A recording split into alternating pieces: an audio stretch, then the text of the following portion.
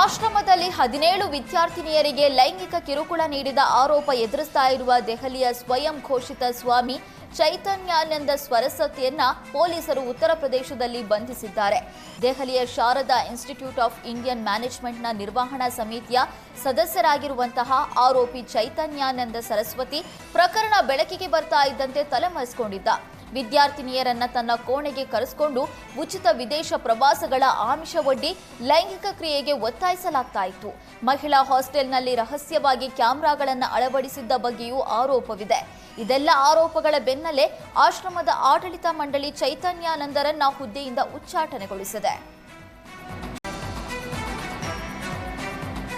Bidadi integrated township ವಿರುದ್ಧ ರೈತರು ಪ್ರತಿಭಟನೆ ಮುಂದುವರೆಸಿದ್ದು, ಪ್ರತಿಭಟನಾ ಸ್ಥಳಕ್ಕೆ ಇಂದು ಜೆಡಿಎಸ್ ನಾಯಕ ನಿಖಿಲ್ ಕುಮಾರಸ್ವಾಮಿ ಭೇಟಿ ನೀಡಿ ರೈತರ ಪ್ರತಿಭಟನೆಗೆ ಬೆಂಬಲ ನೀಡಿದ್ರು. ಬಿಡದಿ ಸಮೀಪದ ಭೈರಮಂಗಲ ಗ್ರಾಮದಲ್ಲಿ ರೈತರು ಪ್ರತಿಭಟನೆ ಹಮ್ಮಿಕೊಂಡಿದ್ರು. ಪ್ರತಿಭಟನಾ ಸ್ಥಳಕ್ಕೆ ಎತ್ತಿನಗಾಡಿ ಮೆರವಣಿಗೆ ಮೂಲಕ ಆಗಮಿಸಿದ ನಿಖಿಲ್ ಕುಮಾರಸ್ವಾಮಿಗೆ ಗ್ರಾಮಸ್ಥರು ಅದ್ದೂರಿ ಸ್ವಾಗತ ಕೋರಿದ್ರು. ನಿಖಿಲ್ಗೆ ಜೆಡಿಎಸ್ ಶಾಸಕಾಂಗ ನಾಯಕ ಸುರೇಶ್ ಬಾಬು, ಮಾಜಿ ಶಾಸಕ ಎ ಮಂಜುನಾಥ್, ಎಂಎಲ್ಸಿ ಶರವಣ, ಜವರಾಯಿಗೌಡ ಸಾಥ್ ನೀಡಿದ್ರು.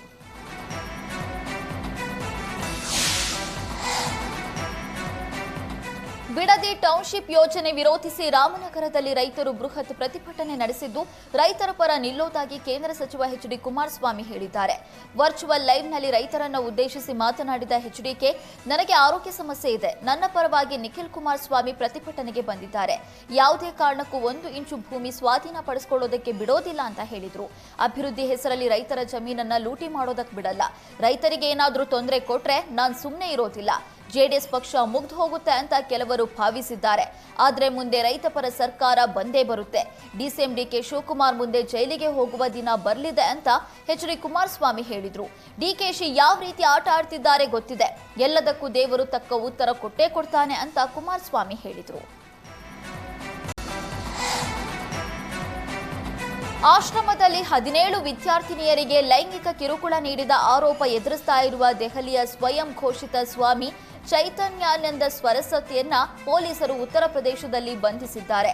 ದೆಹಲಿಯ ಶಾರದಾ ಇನ್ಸ್ಟಿಟ್ಯೂಟ್ ಆಫ್ ಇಂಡಿಯನ್ ಮ್ಯಾನೇಜ್ಮೆಂಟ್ನ ನಿರ್ವಹಣಾ ಸಮಿತಿಯ ಸದಸ್ಯರಾಗಿರುವಂತಹ ಆರೋಪಿ ಚೈತನ್ಯಾನಂದ ಸರಸ್ವತಿ ಪ್ರಕರಣ ಬೆಳಕಿಗೆ ಬರ್ತಾ ಇದ್ದಂತೆ ತಲೆಮರೆಸಿಕೊಂಡಿದ್ದ.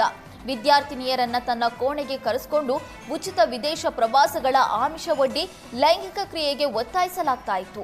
ಮಹಿಳಾ ಹಾಸ್ಟೆಲ್ನಲ್ಲಿ ರಹಸ್ಯವಾಗಿ ಕ್ಯಾಮೆರಾಗಳನ್ನು ಅಳವಡಿಸಿದ್ದ ಬಗ್ಗೆಯೂ ಆರೋಪವಿದೆ. ಇದೆಲ್ಲ ಆರೋಪಗಳ ಬೆನ್ನಲ್ಲೇ ಆಶ್ರಮದ ಆಡಳಿತ ಮಂಡಳಿ ಚೈತನ್ಯಾನಂದರನ್ನ ಹುದ್ದೆಯಿಂದ ಉಚ್ಚಾಟನೆಗೊಳಿಸಿದೆ.